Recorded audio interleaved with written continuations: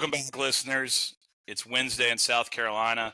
Welcome into the Touchdowns podcast, presented by Cross Country Mortgage, Harrison Williamson.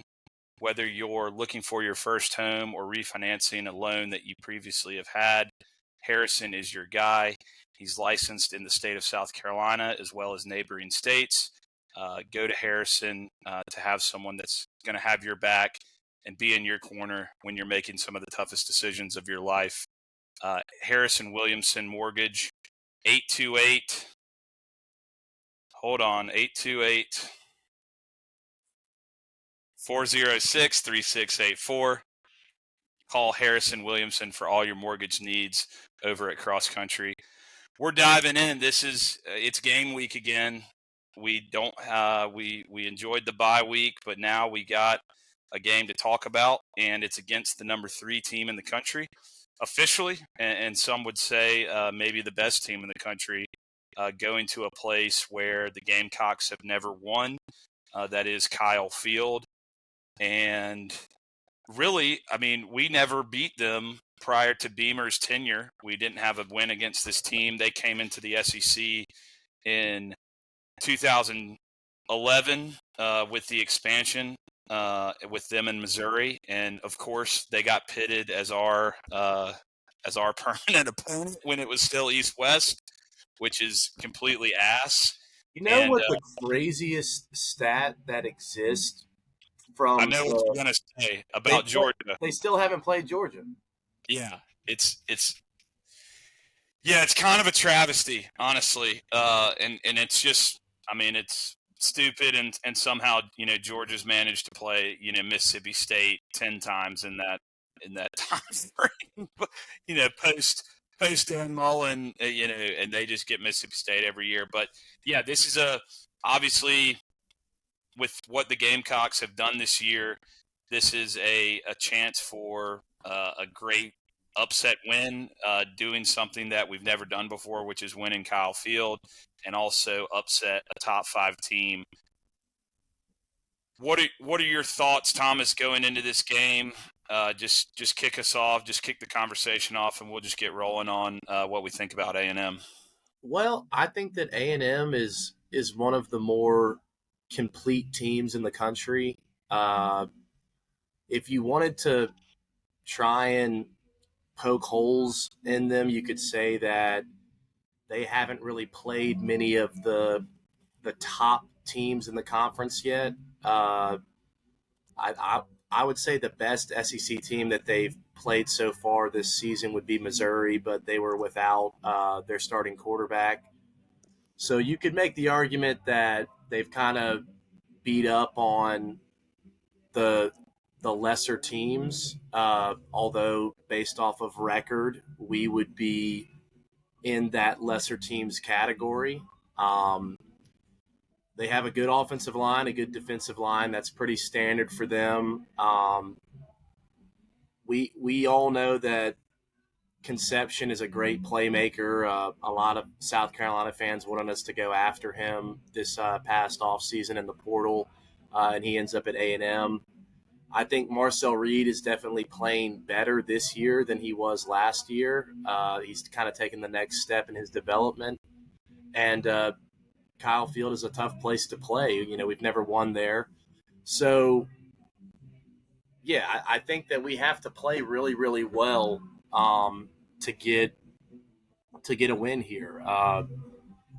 Beamer in his press conference this week, when asked why South Carolina fans should have hope or excitement, his response is that, he's tripling down on the we're not that far off narrative, that we've been competitive and in the game just about every week, deep into the second half or even the fourth quarter, which isn't untrue. We had a lead on Alabama in the fourth quarter. So yeah, we need to – it's going to be a lot of the same things that we say every week, because they are things that are just synonymous with playing winning football, which are, take care of the football. We need to be positive in the turnover margin. We need to get off the field on third down, do our best to stop the run on early downs, get them behind the chains, and try and put them in third and longs. And then on offense, I thought that we may see a shift or a spark when we fired Lonnie Teasley, and it did not come. And so now, we've had a bye week to do extra preparation after firing Shula. And the only reason to think that the offense will be any better or any different is just that we've had extra time to prepare, and it's going to be a new person calling the plays. I think the offensive line pretty much is what it is, so I'm not going to expect any marvelous revelations there, but we do have talent on offense. One of Lenore's best games last year was against A&M, and he kind of willed us to victory in that game. And so hopefully there's another performance like that in store for this Saturday. Yeah, this team, obviously this A&M team is really good. We Gamecock fans are familiar with their two-headed monster at running back, Reuben Owens and Le'Veon Moss. Those guys have been around. They obviously have a running threat at quarterback with Marcel Reed. And so this is a well-balanced team. They also have two receivers in the top 10 in the SEC in receiving yards. KC Concepcion is the hot name because I think a lot of Gamecock fans thought maybe he would transfer to Columbia. So that's the guy that we've maybe been watching as we watch A&M and seeing what he's done. He does have 8 touchdowns, which leads A&M. But Mario Craver is leading this team in receptions and receiving yards, and he's a transfer from Mississippi State. So they got 2 guys on the out. They went out, got 2 guys on the outside for Marcel Reed, which I would think that has contributed to his development that you mentioned. He's kind of taken that next step as a passer and been more effective this year. It helps when you get 2 guys on the outside that can play and get open. But this is a balanced team. I mean, they can run the ball well. They can throw the ball well. They have a guy on defense, Cassius Howell. He's got 10.5 sacks, so he's kind of that game wrecker. You would think, like, I don't know what his what people would compare him to Dylan Stewart. Obviously, Dylan doesn't have the sack production that really anyone, any of these major sack getters in the conference have. One, because I think Dylan gets held all the time, but I think they have a guy like Dylan who can wreck a game, and get you behind the chains quickly. So the idea that I just think with A&M, and we're gonna talk this preview. We weren't able to get anyone from A&M. It's our first unsuccessful attempt to get a guest on since we started trying. So shout out to our 3 previous guests for Alabama, Oklahoma, and Ole Miss. But it is what it is, and I think A&M, they are on their high horse. I don't really think they give a shit about this game. And yeah, we're 3-6, and we're maybe a team that you can overlook and still win against. But they're arguing about being number 2 in the playoffs instead of number 3.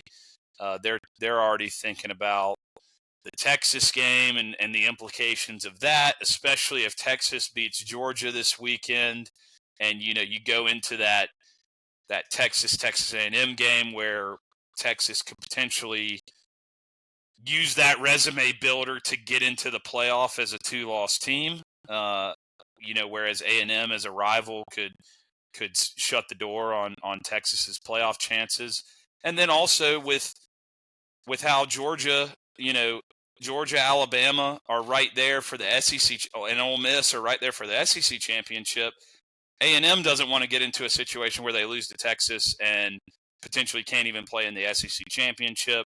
So I think a lot of A&M fans are not paying attention to this game, and I don't know. I think it's one where we could sneak up on them because, again, we are coming off a bye. We have a completely new offensive coordinator.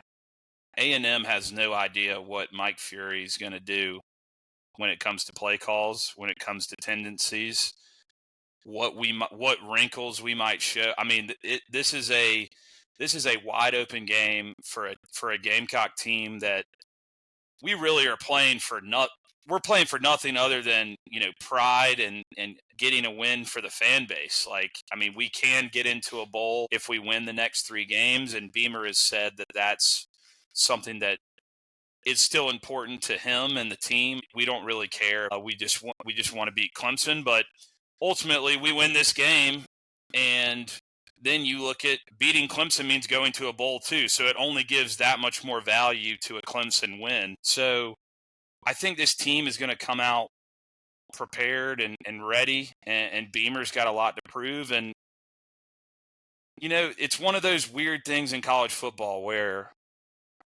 we're just going to be playing with house money, and we got a guy that no matter what, hey, whatever we've put on film, which a lot of it's been shit this year, it's irrelevant, essentially. Like, who knows what Mike Fury is going to do? And we still have Lenora Sellers, who I still believe to be a great player. And I think we can maybe make some magic happen. We're 20-point underdogs, and we've won games before under Beamer as 20-point. Tennessee in 2022, we were 3 touchdown underdogs in that game, and we won by 3 touchdowns. So I'm actually excited for the game. I think, the bye was nice because we didn't have to suffer through a Saturday, but it kind of gave me a rejuvenation of energy around this team, and we fired Shula, and it's like, hey man, let's go win. Like, let's go pull the upset. It would be very unlikely for us to win this game, and all the metrics and all the logic points to us not winning this game, but that's what college football is. Like, there's not a rhyme or reason to some of the things that happen on Saturdays. So I'm excited for this game, and I personally think A&M, and again, who knows what's going on in their locker room, but they're bitching and moaning about the college football playoff rankings. They're looking ahead to Texas. They play Samford next week. Like, I just think they are not focused on this game, and we're a team that all we have is the next game. They have bigger plans and aspirations, and also they always fuck up. They are one of those programs that always finds a way to fuck up and disappoint their fan base. So why can't it be us this week? Yeah, I mean, I think it's possible that we catch them in a potential look ahead spot, with them ending the season with Texas and with them being wrapped up in where they currently sit in the college football playoff rankings.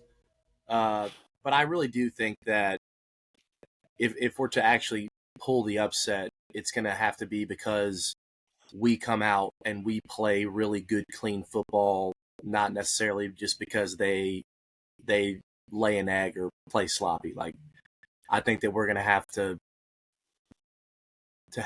play our best game in order to complete the upset. I did see on Twitter that if you take out sacks, their defense is susceptible to getting run on.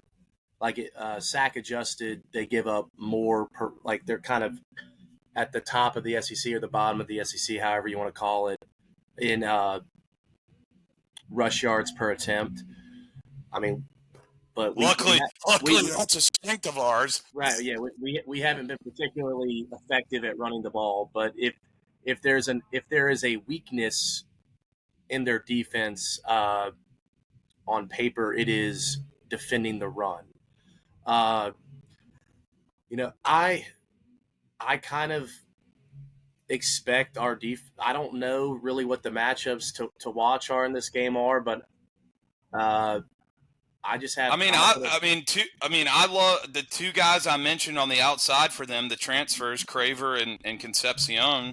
I mean, I like Kilgore and Brandon Cisse versus those guys. I mean, well, yeah, it's gotten to the point both this season. Clayton White wants to run man. I mean, he wants to run man and be physical. But what I'm trying to say is, I trust that the defense will show up, and the defense will. Our defense has been playing well enough all season to put us in a position to win games. The question is, can the new play caller get anything more out of our offense? And can our offense do anything to complement our defense in terms of helping get a win? And, but I do have more excitement going into this week than I've had in a few weeks, just because of the extra prep time and the new play caller. So yeah, I'm excited to see how things shake out. But what do you think the odds are Beamer runs a trick play on special teams? I say it's gonna happen. Well, if we I'm do almost that, 100%. If we do that, sure. It better be because I'm not saying do Ole Miss last year where it's the first possession of the fucking game and you fail a fake punt, or the bullshit he pulled. I think the fake punt with Mason Love where he just threw a pick right to the guy. I can't remember even what game that was. I think we'll be aggressive, but I really hope that we don't run any trick plays unless it's something that on special teams. Like, I don't want us to run any fakes unless it's something that they're just like giving us. If we get a look that we have identified on film as something that is exploitable, and we get that look, by all means, pull the trigger. But I don't want to see any forced special teams trickery just to try and like spark us. I think we'll run something, but I also think that he's going to get this is the type of shit where you better, like you said, get the look and it'll be successful because it's been schemed and they see the look that A&M gives, whether it be a fake punt, whether it be a fake field goal, whether it be we might if we score a touchdown, that's a big if with this offense. I know Mike Fury, not Mike Shula, is calling plays now, but if we score a touchdown, I see us maybe like he's done the trick plays on the extra point and gotten, a cheap point, and we might need that in this game. But I just think with 2 weeks, we're going to have some wrinkles. And, yeah, this A&M team has no idea what South Carolina team is going to come out of that locker room on Saturday. And so I just think that gives us hope. This is how upsets happen in college football, when you kind of the unknown is there, and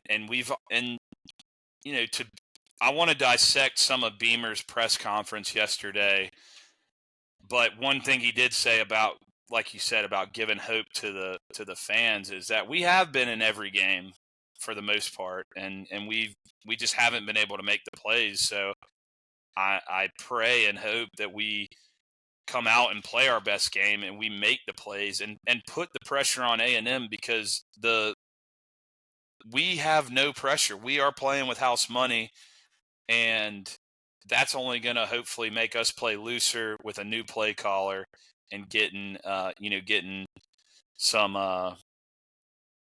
momentum our way, and then hopefully it starts spiraling. And A&M hasn't felt pressure. To your point, they did beat Notre Dame on the road, which is a hell of a win. But their SEC competition is 8-27 in conference play. And I don't know that counts. I don't know that counts us, which is we're 1-5, 1-6. And Missouri was playing with a third string quarterback. Yeah. Like they have really hit the lottery as far as, it's funny because everyone said Texas hit the lottery last year, and I know a lot of A&M fans were pissed off that Texas somewhat had a cakewalk to the SEC championship last year because their SEC schedule ended up being very easy. I think that but Texas A&M has kind of hit that lottery this year. So I just think they can get caught. They can get caught being lackadaisical, and they haven't necessarily, that win against Notre Dame, like I said, great win at Notre Dame, but you won that game on some controversial shit, and then you've kind of cakewalked through SEC play. You're bound to get clipped. I'm just saying. And Kyle Field, hey, I went to Kyle Field. That was 2021. It's loud as shit. They have a great fan base, and I know all these people say they're weird, and yeah, they are a little weird, but the weirdness, they care about football, and they get into the game, and it is very loud. But this is an 11 a.m. kickoff, local. I mean, it's just going to be just all these different factors. And again, the loudest and rowdiest crowds sometimes get silenced, and a lot of times home field advantage really doesn't matter if you're just the better, if you're the better team, you're the better team. It doesn't matter where you play. But I just think there's just a lot of stars aligning for an upset this weekend. And I'm kind of feeling good about an upset. And we'll get into that. We'll get into that a little bit later. I'll be putting my money where my mouth is on that. But I do want to get your thoughts, Thomas, because I have an opinion on this. And Beamer was asked about his track record with offensive coordinators in his presser yesterday, and I kind of thought his defense of his track record was bullshit. He just kind of, again, Satterfield wasn't fired. Looks like I just lost Thomas. Satterfield wasn't fired. He was, hired by someone who really wanted him, Matt Rule at Nebraska, and, I think Dow Loggins ended up, obviously I think he was the best hire out of the three. That's, I don't think, debatable. But, obviously we fired Mike Shula before he even got through his first season. And so I just thought it was interesting. And one thing I want to comment on Beamer, and as a supporter of Beamer, but some of the criticisms of Beamer. You back? Are you hearing this? Are you hearing this rant? I'm back. Yeah, were you hearing me this whole time? All I heard was some of the criticisms of Beamer. Okay, I'm talking about Beamer in this press conference.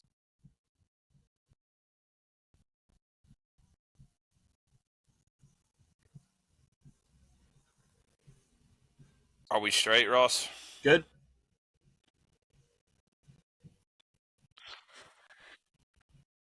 All right, so I was listening to his press conference yesterday, and the offensive coordinator thing came up, and I just thought his defense of it was pretty lame, whatever you want to say. Yeah, Marcus Satterfield didn't get fired. He got hired away. He hung 63 on Tennessee, and he, got us to 7 wins with 4 quarterbacks in year one, and no one really thought he was good. Like, and then Dowell Loggins, a lot of people didn't think he was good. In hindsight, maybe he was good. Shula obviously sucked. But one thing I want to comment about Beamer, and I think a lot of people criticize him for, is that obviously he's a quote-unquote Nepo baby.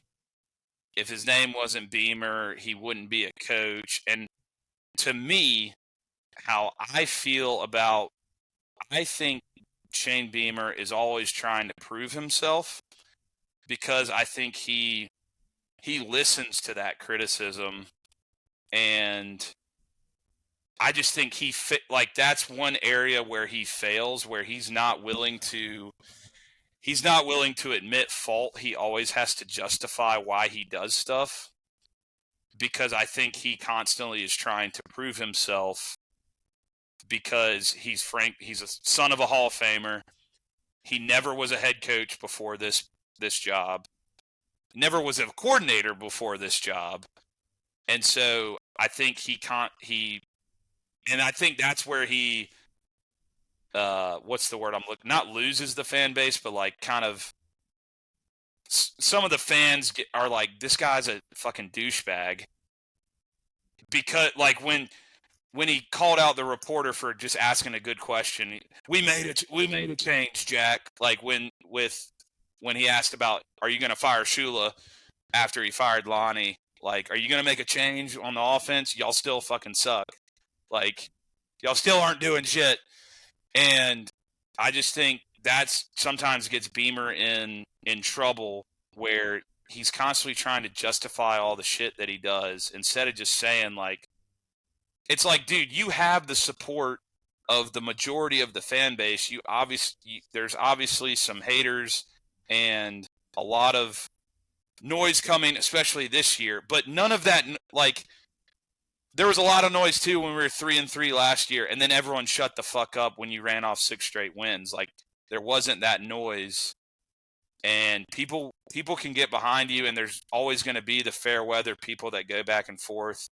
And there's always going to be the people that ride for him. But I just feel like he's always trying to justify why he does things, instead of just sitting back and being like, yeah, we weren't great with Marcus Satterfield. He left for Nebraska. We wished him well. We thought we made a great hire in Dowell. This is what we won 9 games last year, and he became a head coach. It is what it is. We did some good things. We didn't do great things, and then just admit, like, yeah, I know you can't probably say the real reasons why you hired Mike Shula in a press conference. We've speculated it's because Lenoris maybe had some involvement in that decision, but like, just say that, yeah, like, I obviously messed up. This is a historically bad offense, like, and we made a change, and we're going to give Mike Fury the reins for 3 games and see what we can do with the same group of players. So if the offense, like, what are your thoughts there? I just feel like he's constantly trying to prove himself, because he feels like it's not little man syndrome. It's just like everyone's calling him a Nepo baby, Frank's son, and like, you ain't worth shit. Like, you don't deserve shit. He could definitely clean up some of the PR stuff, and he could definitely respond to some of these questions better, and that might make people feel slightly better about him or the situation. But at the end of the day, like, if the offense continues to look bad and we continue to lose, no one is going to care how well he answers the questions. And if we come out and beat A&M and beat Clemson and go 6-6 and go to a bowl game, no one's going to care that he didn't take accountability for the OC hires in the past. And if people are happy with the OC hire that he makes coming up, I don't know if they'll attribute that, if they'll give him the credit or they'll give it to the AD, or people just want an OC they're happy with and an offense that looks good, and they want to win. And so it's like, yeah, I do think that he could be better with the media. But Saban and Belichick are famously curt and short with the media when they want to be, and they're allowed to be because they win. Like, I think that sideline demeanor and social media and all of these little auxiliary pieces of how people show their personality or run their programs are only things that really get analyzed when things are not going well.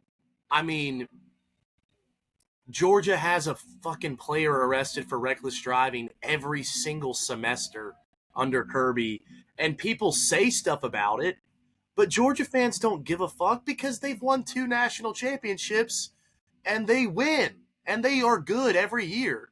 And so I'm sure that there's some Georgia alumni that are sick of hearing about it and they would rather their players not get arrested or drive recklessly. But guess what? As long as Kirby continues They're to still win, going to do it. yeah, it's not, as long as Kirby continues to win, they're going to continue to ignore it, and it will, if he ever started to lose, and like they were 6-5 or 7-5 or 6-6, and he's getting fired because he's not winning again or winning enough, they might lump that in as, oh yeah, he's never had control of the program. Like, players are getting arrested left and right, but that's not the reason. If he ever got fired, it would be because he stopped winning. So Yeah, that's my answer to that. Yes, Shane could absolutely be better, but at the end of the day, people won't care if he wins, and I don't care how he deals with the media if he wins. yeah. I mean, I'm not saying I don't care, but I'm saying like as far as like the criticism, like when he tries to justify the bullshit that we've watched, mainly for 5 years. I mean, we've been bottom half of the SEC in almost every offensive category his entire tenure. We have never been good at anything on offense. Anything. Like, that is just statistical fact. Right. Like, so for him to justify, like, motherfucker, Arkansas sucks ass and they don't win, but they put up 500 yards of offense, and I'm not saying that I want to put up 500 yards of offense and still lose. I'm just saying have the sense to just say we haven't got, like, I just want him to change his philosophy and just be like, dude, you've literally tried this 3 times, like, and you're trying to you have to have a shift in mindset. And I think what people ultimately determined from his press conference yesterday is that they have no confidence that he will make a good offensive coordinator hire. And ultimately, like, again, and who knows, and it's all speculation, and it's just banter between fans, honestly. Like, who knows how it's going to shake out. But, like, I'm trying to come from the side of defending Beamer and the side where they're shitting on Beamer, and I'm trying to defend him, and then he says shit like that, and I'm like, dude, come on, like.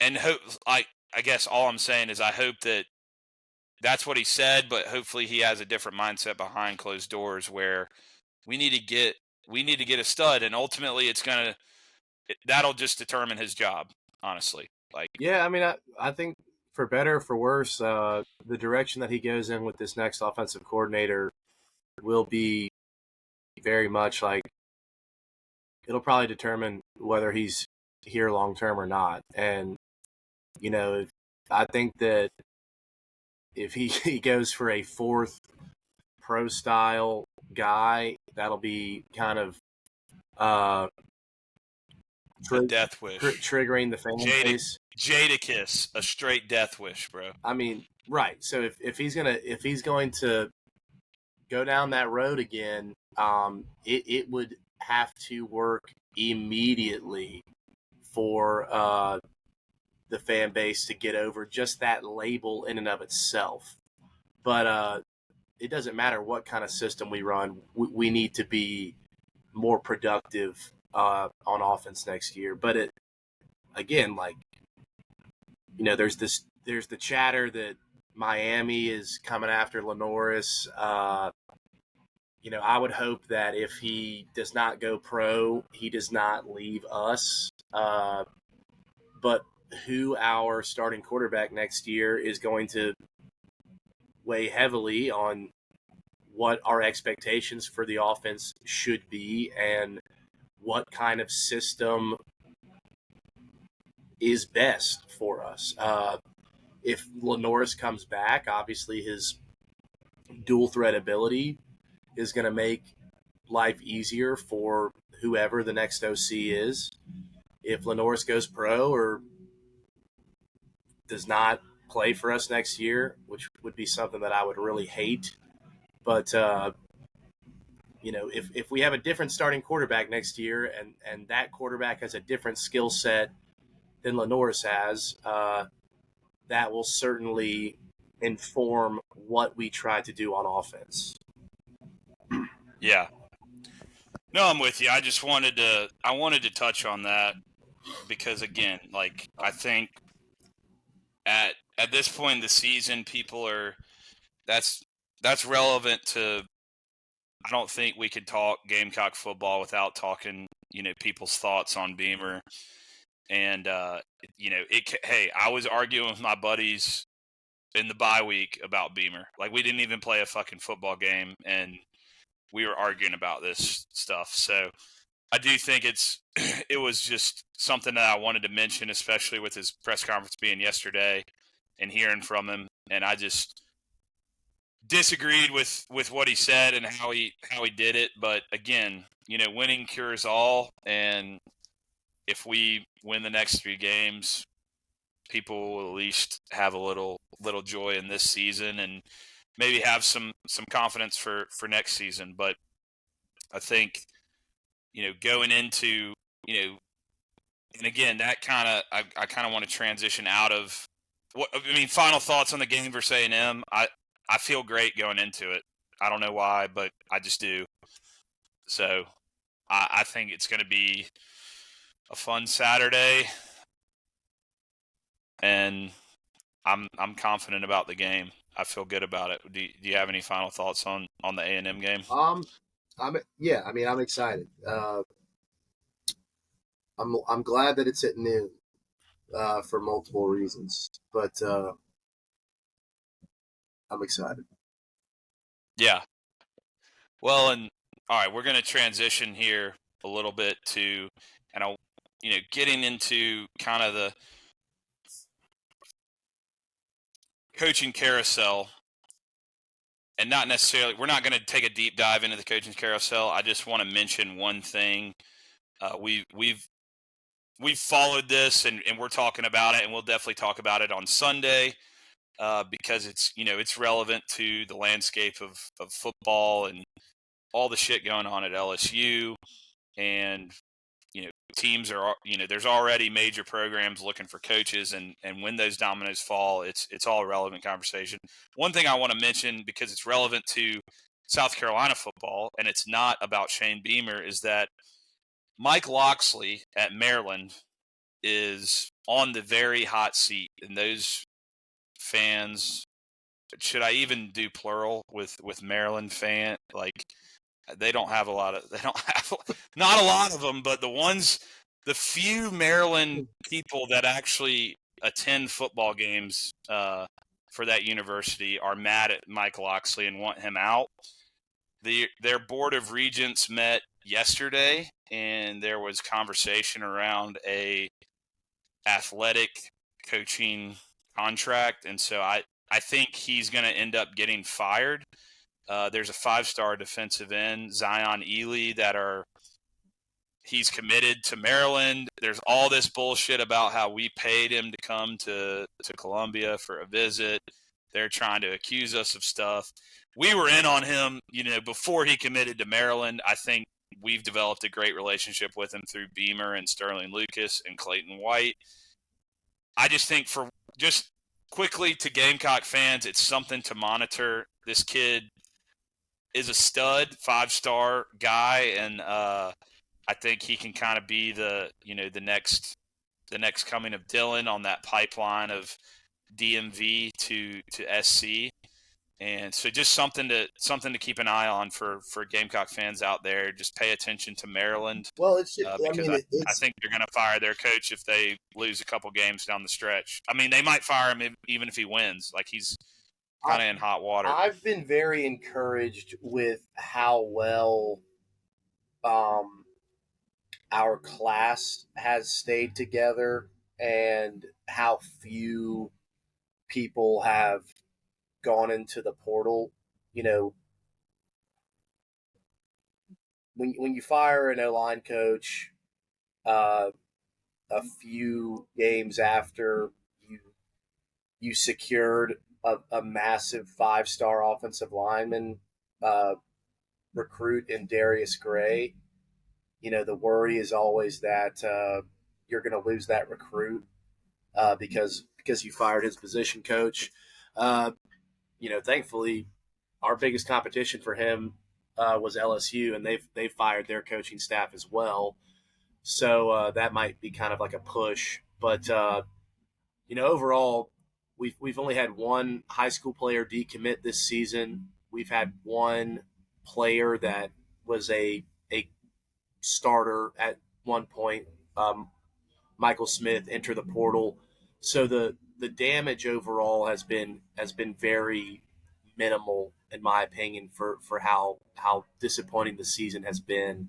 And to Beck's point, if Maryland does move on from Locksley, us flipping Zion Ely would be a massive recruiting win and a player that would probably play a lot as a freshman next year. And I mean, that would be sick to have him and Dylan on opposite ends. Yep.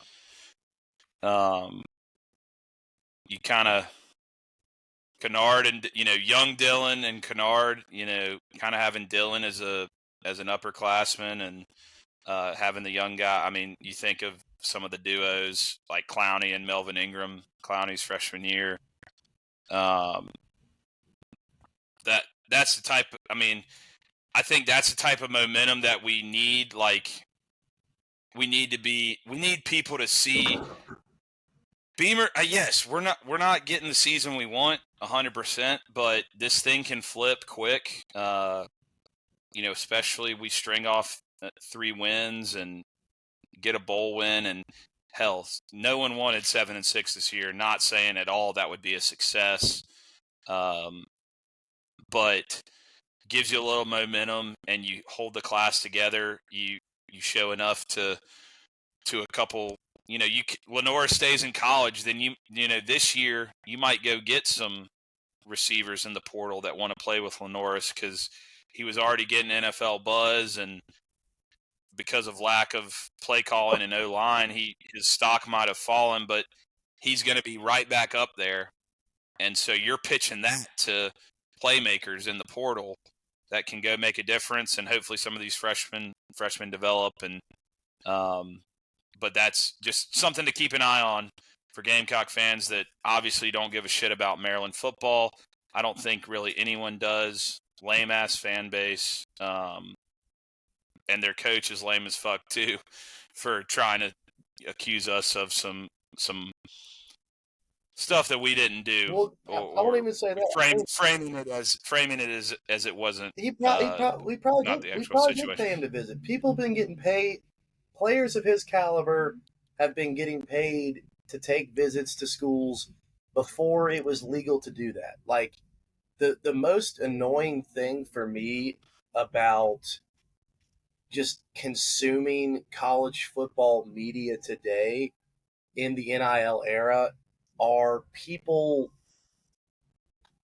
acting like this is all brand new. I mean, there's a 30 for 30 on 1980s SMU called the Pony Excess, where they essentially show that, in the 80s, the SMU football team was getting paid more than most NFL teams.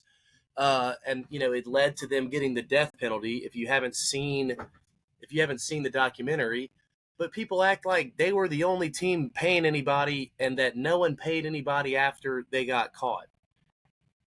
People have been getting paid in recruiting, on visits, at every step of the way. Now it's just a little bit more out in the open, and it's made college football more competitive because a lot of the programs that were unwilling to do this type of stuff under the table are willing to do it through these, more legal channels. But yeah, I mean, Locksley's a scrub for trying to insinuate that, like, anything that we may have done to ascertain this visit or on the visit was, like, underhanded or under the table. Like, yeah, he's a douche. Yeah, he is a big douche. Fuck Maryland. Zion Lee, come on down to Columbia, my man. We'd love to have you. Love to have you here. Let's quickly transition to college football playoff rankings, and we'll kind of keep this short, but do want to talk about the rankings because they came out last night. And Ross, can you pop those up by chance? We got the top 12. I mean, here's the issue, and it's real. I mean, a couple points I want to hit on. Indiana versus A&M and Ohio State. I mean, obviously A&M is our next opponent, so I think it is relevant to talk about their position in the rankings. Some people think they should be number one. They do have the number one strength of record metric. Personally, I'm fine with them being number three. Where I take issue, and we'll continue to rant about this, but just the committee is just exposing themselves every week they do the rankings, and we talked about it a little bit on Sunday's episode. And there is some crazy scenarios with the ACC where now Miami could get in, and the ACC champion could get left out.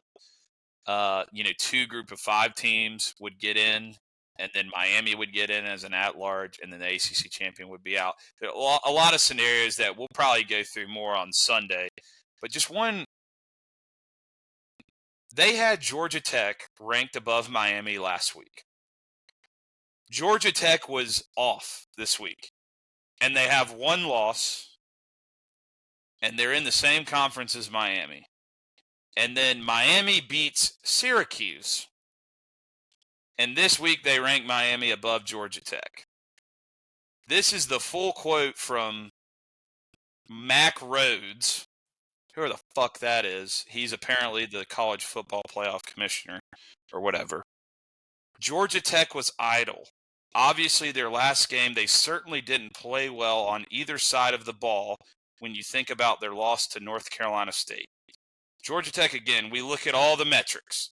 Their strength schedule is hard for them. When you think about just about non-conference signature wins, Miami, certainly with the win against Notre Dame, was a key factor for Miami ahead of Georgia Tech. Miami had that win against Notre Dame last week when they ranked them behind Georgia Tech. And they said Georgia Tech played bad on both sides of the ball against NC State. Haynes King had 400 passing yards and 100 rushing yards against NC State. I mean, they certainly didn't play bad on offense. I mean, yeah, their defense let them lost the game, but, I mean, and this is on national TV, and this is his explanation. Yeah. Like, it just, like, I said 50-50 last week, or on Sunday's episode, where I was like, we should do 50%, weighted rankings, where it's 50% committee, 50% BCS. I'm about to take the opinion to abolish the college football playoff selection committee. If we want to use humans, I mean, the AP poll sucks ass too. So we need to find maybe another poll or reinvent the committee. I would But love maybe to do just BCS rankings with 12-team playoff. I would love to do just the old traditional BCS poll, but with the 12-team playoff bracket. The thing that I'll say about the rankings, and this is me echoing Lane Kiffin. He brought up in his press conference that he thought that Texas A&M should be ranked first, and his reasoning for that was, they go out and they scheduled Notre Dame, which is an aggressive non-conference game. They beat Notre Dame in Notre Dame. They're undefeated, and they're ranked third with the number one strength of record, or the toughest strength of schedule of the top 5 teams. So if you have the toughest strength of schedule and you have the number one strength of resume, and it still doesn't warrant a number one ranking, then basically what Lane was saying, and I agree with, is if you're Texas A&M, when you're making your non-conference schedule in the future, you sub Notre Dame out for a cupcake. And, that is something that the Big Ten has tried to criticize the SEC for scheduling weak non-conference, which some teams do that more so than others. We are not one of them. We play Clemson every single year. But, this was, Texas A&M playing Notre Dame was a game that they did not have to play, and they made a point to schedule a good non-conference game, which is something that I think fans want. I was certainly happy to watch Texas A&M at Notre Dame week 2 instead of East Middle Tennessee Institute of Technology. But they, if you're A&M, why would you do that again? Because they're sitting here at number 3, and it hasn't gained them anything by making their schedule harder. So that's another thing that needs to be correct. Whether it's humans or whether it's BCS, they have to do a better job of rewarding strength of schedule and strength of resume metrics. But I'll give you pushback on that, and the only thing I'll say is that props to A&M for scheduling that home and home with Notre Dame, 100%. But just the way the dominoes fall, their conference slate is not strong. So typically an SEC schedule, yes, when as you're scheduling, you're like, okay, shit. It's not any weaker than what Ohio State or Indiana have seen. Bro, the teams they've played in the SEC are the bottom of the SEC. Well, yes, but that's what I'm saying. If they played one decent team in the SEC this year, they would have probably surpassed Indiana or Ohio State. That's what I'm saying. They haven't played. I mean, they played Missouri with a backup, with a third-string quarterback. Right, but all of those things being considered, they still have the number one strength of resume, do they not? They do by ESPN. ESPN has fucking Penn State and Clemson in the top 25 in FPI. These are the metrics that ESPN's use. Okay, well, I mean, so it's just, you know what I mean? Yeah. It's one metric. That's what I'm saying. That's why you need the human element to be like, okay, the computers, the analytics do say one thing, and there is merit to. But what I'm saying is Texas A&M in any other year would have probably a quality win in conference. But as a human, I can look at their SEC schedule and say they have 0 quality wins in conference. They've beaten They've beaten Auburn, coach fired. They've beaten Mississippi State, who won their first SEC game in 3 years last week. They've beaten Florida, coach fired. They've beaten Arkansas, coach fired. They've beaten LSU, coach fired. They've beaten Missouri on their third-string quarterback, and Missouri, don't even get me started on Drinkwitz. They haven't beaten a ranked team in 2 years. He's the king of fucking beating UMass. Missouri fucking sucks. I hate that we lost to them. So I don't really have shit. I can't really say shit. But Missouri, not a great team. Like, that is Texas A&M's resume that I just went through. Yes, they beat Notre Dame on the road. That is a big win. But if you look at Ohio State, they beat Texas. Indiana beat Oregon. So it's like they all have a win. Like, Oregon's number 8. Yeah. Texas is Oregon's number 8. Notre Dame's number 9. Texas number 10. They all have one good win. Yeah. All in that same little region. But you look at what Indiana's done, beating the hell out of. I mean, Indiana beat the hell out of everyone they played pretty much. Like, they haven't even had close games up until Penn State. Yeah. And their schedule hasn't been hard. But, I mean, Indiana at least has a win against Iowa on the road, who's ranked. Fair. Okay.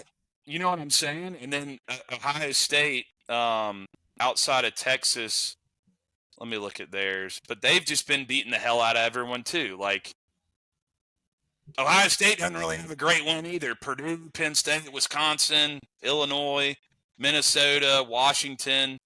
Like, they don't really have a great win other than Texas, but, like, they've also just been beating the shit out of everyone, and they were ranked ahead of Texas A&M before the season. Fair. So it's like, you know what I mean? Yeah. And also, we talked about it earlier. I just think Texas A&M fans need to not worry about being number 2 or number 3. Like, y'all are about to lose to us and then lose to Texas, miss out on the SEC championship, and then have fucking Miami slide in your spot. So just worry about something else. A&M, like, they're just all on their high horse, and Josh Pate thinks Marcel Reed's going to win the Heisman, and everyone's just, all these A&M people are too good to come on our show, and they think this is the team. I mean, we gotta win on Saturday. It'll be a glorious Sunday if we pull off this upset. But yeah, I mean, really, I think the rankings, I just have a problem with the committee. They just sound stupid every time they try and explain why they rank teams the way they did. And it's always a different scenario. Like, they explain it. I would respect them a lot more if they just said, yeah, we moved this team up because we want them to be in position to make the playoff. I mean, yeah, it's just trash. Like, they just suck. That's what I'm saying. I don't think you need to redo the format of the college football playoff, but you definitely have to revamp who the committee is. And I do think we could probably eliminate auto bids. Yeah, that's another discussion. I mean, maybe, that's a great off-season topic, how we would reform college football. We could really get maybe 4 or 5 episodes worth of content on how we would reform it.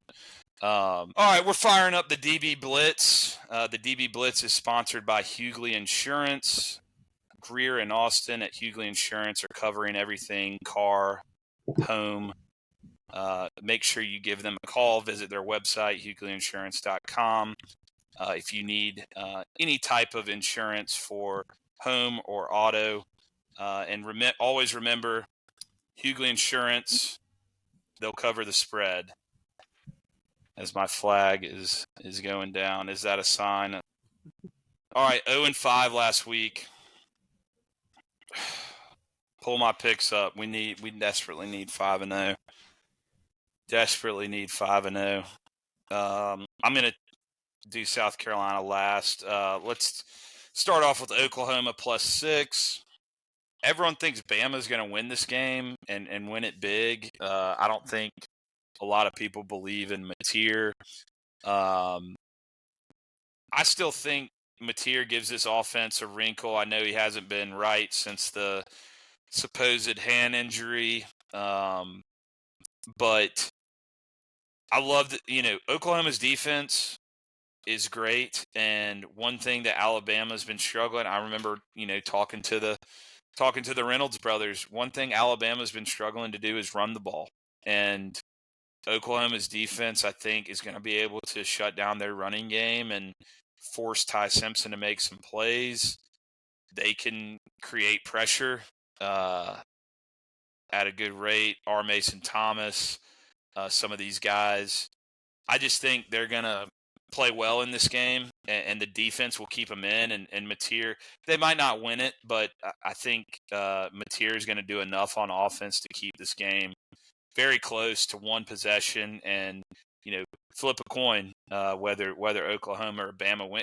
Bama seems to be that team that against us they made enough plays to win the game, and they might do that. I feel like the LSU game, that was the worst beat ever, just because I felt like LSU there were plays to be made and they didn't make them. I think Oklahoma will be able to make some plays, and then their defense will keep this one close. Oklahoma +6. UGA -6 against Texas. Big game. It's in Athens. I just think Georgia's going to be up for this game. They beat Texas twice last year.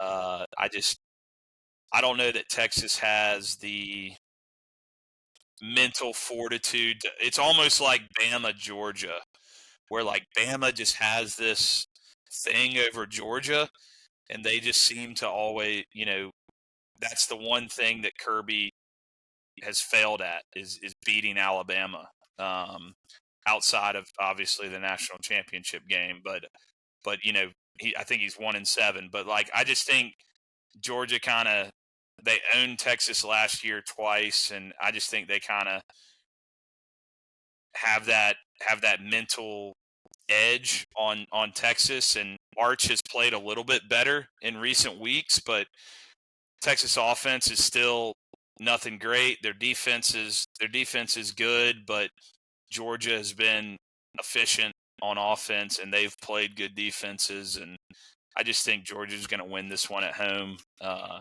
in a big fashion. Georgia tends to win big games under Kirby. So unless they're playing Alabama. But Utah -8, they're at Baylor. This Utah team has kind of been up and down this year. They're in a good position right now to make the college football playoff, honestly. They're sitting there at 14. They might be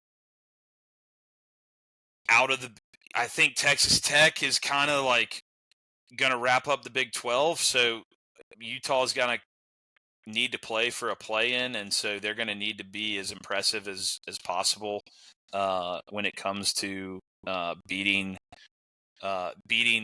inferior opponents. You got to have a little bit of style points in Utah's situation. So I like them to go on the road and dominate Baylor and really try and finish the season strong to get into the playoff. Southern Cal, you definitely should have written that out as Southern Cal instead of USC, Ross. That's a neck, boy. Yeah.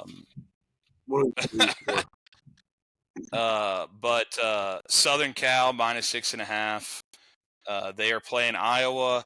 Iowa coming off the real emotional loss to Oregon. That was a great, or not a. I wouldn't say a great. It was a great game, and it was a classic Big Ten muck fest.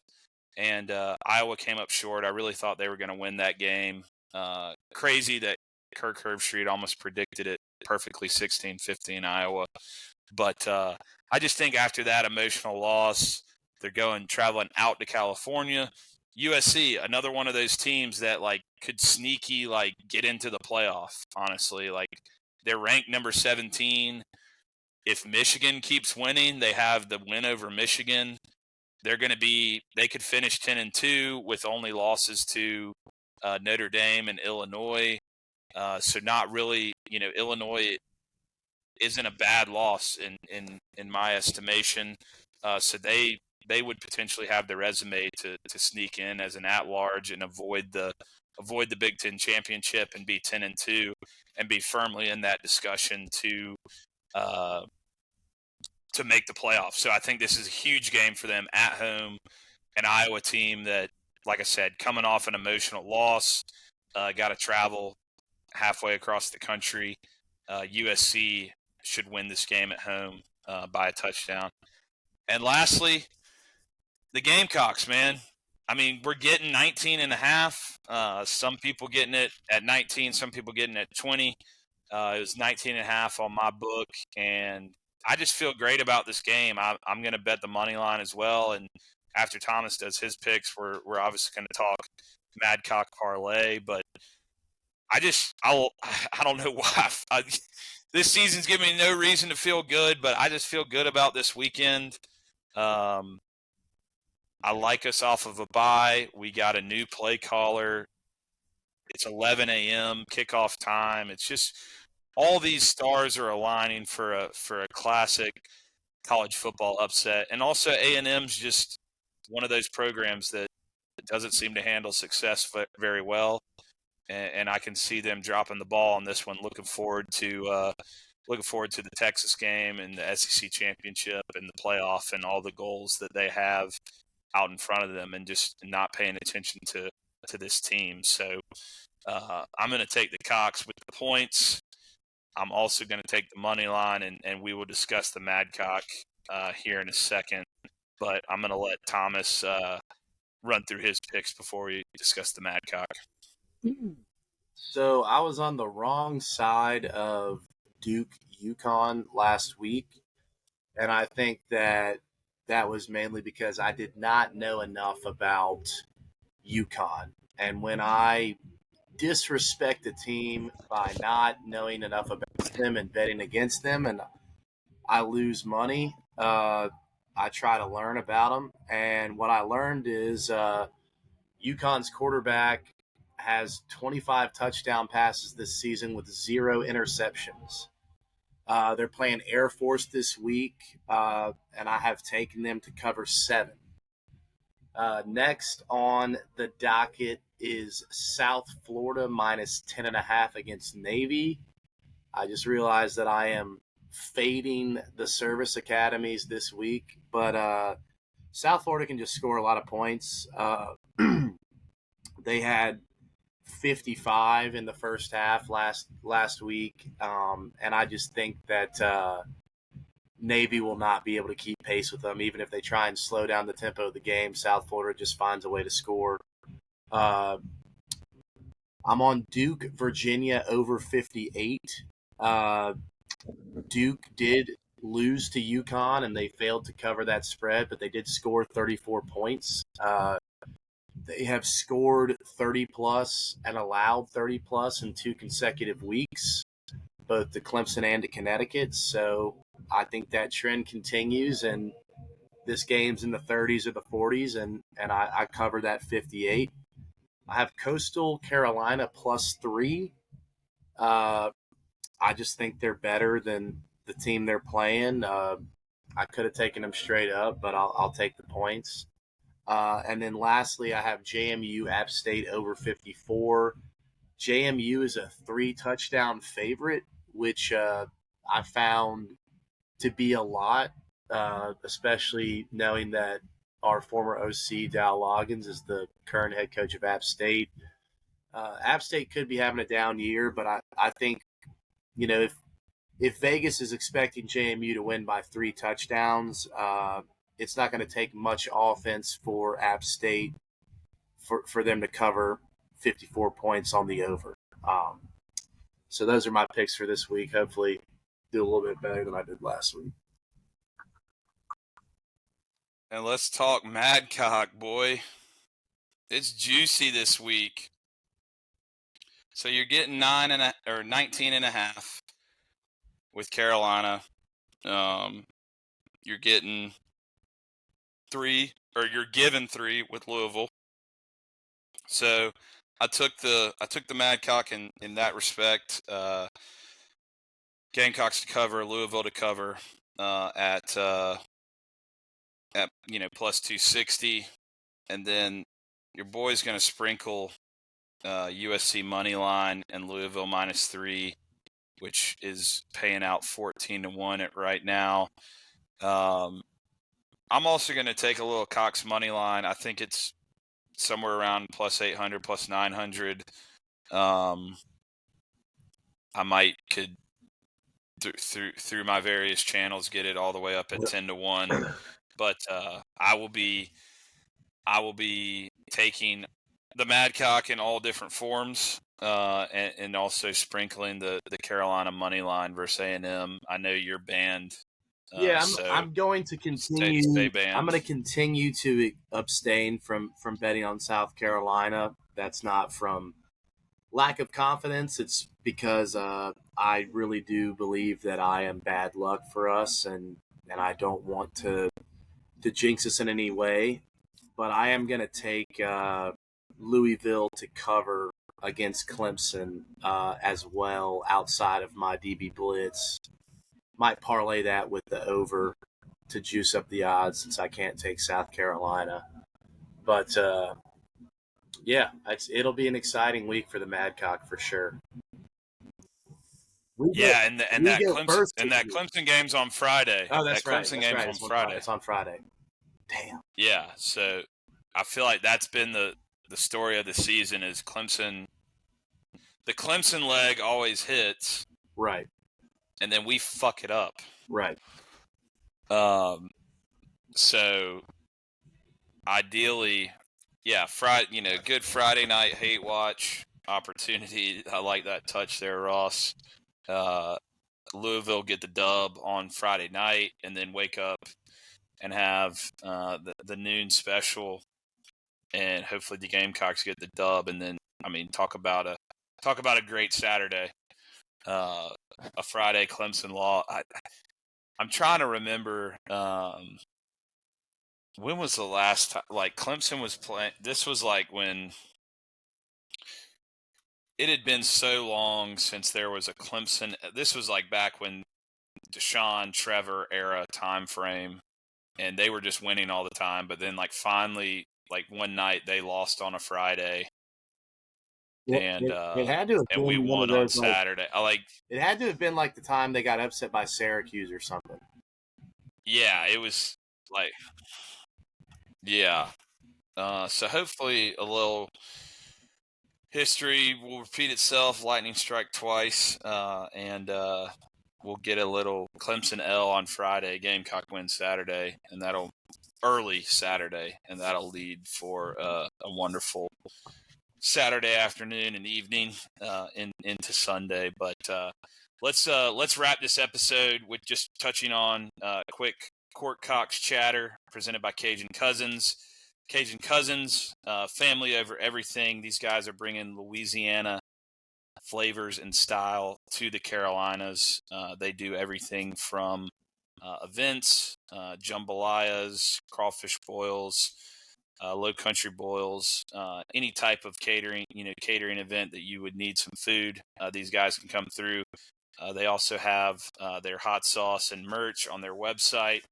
As you can see, I am decked out. This is custom with the Gamecocks on the back. So go get you a hat, go get you a shirt, and definitely go get you some pepper sauce. I am putting that on everything. Fuck you, Frank's Red Hot. So I'm going to Cajun Cousins and getting me some hot sauce. So just quickly, beginning of the season, came out with a good win against NC A&T, which we touched on. If y'all didn't tune in Sunday night, it was a thriller. It probably shouldn't have been. We were playing Southern Miss, a team we should have handled, but this team just kept fighting. We went up double digits in the first half and blew the lead, and actually were down double digits in the second half. And Michi Johnson, shout out to Michi Johnson. He went unconscious. He hit 4-3. It was like a Steph Curry avalanche. It was very fun to watch. The man was pulling from range and willed us back into the game and eventually tied it up. The game eventually went to overtime. We made enough plays to win by 4, and that was, again, a team we should have beat, and it maybe shouldn't have been that close. But for the team to show resilience like that, that was awesome. Eli Ellis has been great as a freshman coming in. Slushy Mike 2.0. I know some people call him Mongolian Mike, but I'm going to pay homage to my boy Mike Carrera, and he is Slushy Mike 2.0 to me. He made some great plays in that game, and so we played Presbyterian tonight, PC. Shout out to my fiance's boss, William Redman. We beat that ass by 20. So another win. This team just needs to be winning in the non-conference. We have some bigger games coming up. Butler, Northwestern, Virginia Tech. These are Power 4 teams. We sprinkled in with Radford, Charleston Southern, Stetson, and the Citadel. So we just need to be winning these games. These non-conference games, a lot of times in the past, have been detriments to us. Recall in the Frank Martin era, a lot of times we would lose a game in the non-conference that we weren't supposed to, and we would go 11-8 in the SEC and be a good team in the SEC, but we'd have a quad 4, quad 3 loss on our resume that kind of kept us out. I mean, the SEC is more competitive than it's ever been in basketball. Some could argue it's a better basketball conference than football conference recently in the last couple of years. Just the depth and strength of the conference, and NIL and transfer portal has, just like it's changed football, it's changed basketball. So I just think this team needs to keep gelling, keep playing, and again, we got some Power 4 games on our schedule coming up, sprinkled in with some lower level competition. So just win these games, and then mid-December we play Clemson. So we'll definitely keep talking about Gamecock basketball, and look forward to supporting Lamont and the Q-Zips this season. So is that gonna tie a bow on this one? I think it is. Any last thoughts, Thomas? Just it's very important that we win these games in the non-conference that we're favored to win. I actually saw Ken Palm's predictive model has us losing every single conference game, which obviously won't happen. But that just goes to show. It just goes to show how difficult the SEC is. So that actually gives us a lot of opportunity to have a lot of Q2 and Q1 wins. But yeah, we can't be dropping games that are Q4, Q3 if we're serious about making the tournament. 100%. Yeah, it should be a fun season. Like I said, we've got some guys in there that play hard and are competitive, and Michi, talk about I don't know. I think everyone was sick of him when he transferred to Ohio State. He came back, and he's clearly our leader, and so I'm looking forward to him having a great year. And like I said, Eli Ellis has been a spark plug off the bench, and Slushy Mike 2.0, and some of the other big men. They're fun to watch. It'll be a fun season. So as always, subscribe to our YouTube channel. Follow us on Instagram, Twitter, TikTok. I think Thomas posts on TikTok. TD's locks. Practice responsible. TD's locks. You might need to separate touchdowns and TD's locks on TikTok. But like us and follow us on all of your preferred channels and mediums, and we enjoy enjoy doing this and appreciate everyone who takes the time to listen and support us. So as always, this is going to be a wrap on this episode. As always, go Cox. Go Cox.